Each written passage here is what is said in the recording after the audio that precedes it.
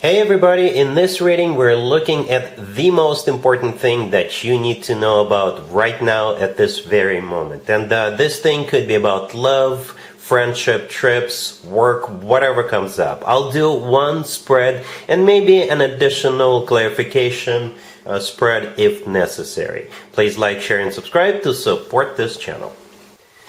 Alright, Sagittarius, let's see what the most important thing for you right now is. We have the Ten of Cups, the Ace of Cups, clarified by the Eight of Wands. We have the King of Cups, clarified by the Magician, and we have the Ten of Swords on the bottom of the deck. You could be dealing with a water sign, Cancer, Scorpio, or Pisces. We also have Gemini and Virgo.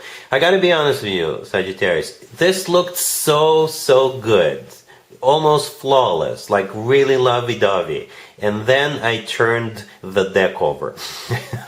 And we have that Ten of Swords on the bottom of the deck. This is still not bad. It's not bad, alright? But that kind of makes me want to do an additional spread, which I'll do. But let's talk about what's going on here first, right? So we start with the Ten of Cups, right? And maybe it is an existing relationship or marriage. It could be. It could be. But I think for most of you, this is where you'll be meeting this person, this King of Cups. Or maybe you've already met this person, right? The Ten of Cups, it is a card of family. So maybe you're meeting this person through family. Somebody in your family will introduce this person to you. For others of you, you could be going to like a family-oriented event, but it's not just family. It could also be friends who are invited. An example of such an event could be a wedding or an engagement party or housewarming party or baby shower or something among those lines. And that's how I think you will meet this or already met this King of Cups, right next to the deck, clarified by the Magician, right? The King of Cups could be a water sign, Cancer, Scorpio, or Pisces, or somebody with a lot of water in their chart. If they're not a water sign, they could be somebody who is mature, in control of their emotions, but at the same time still very loving when it comes to you. They're clarified by the Magician. It's a major arcana card, right? It's the only major arcana card on the table. It is a card of manifestation, and most importantly, it's a card of taking action. Alright, and that Ace of Cups clarified by the Eight of Wands in the middle is that action they're taking or have already taken. Right, the Ace of Cups is, the most loving ace out of all four aces. The Ace of Cups is true, genuine, authentic love. It's clarified by the Eight of Wands. It could be a card of a lot of communication, back and forth communication. It could also be a card of travel, right? And my favorite interpretation of the Eight of Wands is the Cupid's arrows card. And we're back to the Ten of Swords on the bottom of the deck. The Ten of Swords is a card of an abrupt ending. Something, I assume, has to come to an end in order for the two of you to get the show on the road. Maybe literally, get on the road with that Eight of Wands.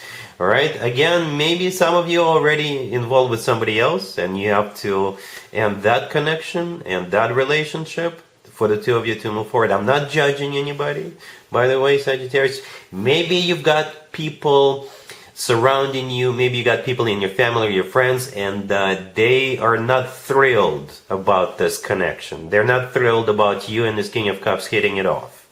Alright, so you may have to shut those people down with the Ten of Swords. You may have to cancel your lease. Perhaps you're renting right now and you have a lease contract and you may have to cancel it to move out so you could move in together with this King of Cups. That would be the Ten of Swords as well. But again, something has to come to an end in order for the two of you to get moving forward, or maybe even move in together. Alright, so that's the only red flag. The Ten of Swords is the only red flag here, but it's a big one. It's a big red flag, because the Ten of Swords is no joke.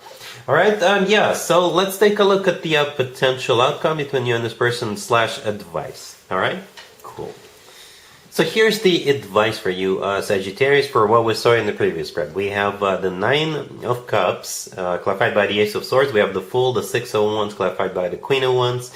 And we have the World on the bottom of the deck. The advice for you is to go for it. Sagittarius, yes. And it's kind of symbolic that we have the cards that we have.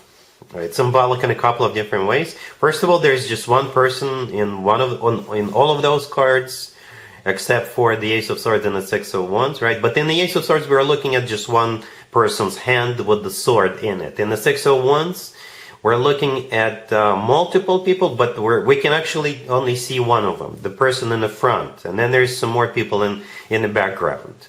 All right, in the Nine of Cups there is one person, in the Fool there is one person, in the Queen of Wands there is one person. In the world we have one person, but with some animals, right? It's symbolic because this is the advice for you as to what you are advised to do, right? And the advice for you is to go for it. The World on the bottom of the deck is also a card of an ending, and it's not as dramatic as the Ten of Swords we saw in the previous part, but it is a card of an ending. And I always interpret the World as a happy end card. This is when one chapter of your life comes to an end, and a much better, much happier chapter of your life is about to begin. The Nine of Cups, the first card I came out, is clarified by the Ace of Swords. The Ace of Swords often comes through as the word yes. This is one of the yes cards in the tarot deck. It's a very decisive energy. Right? It's a card of clarity.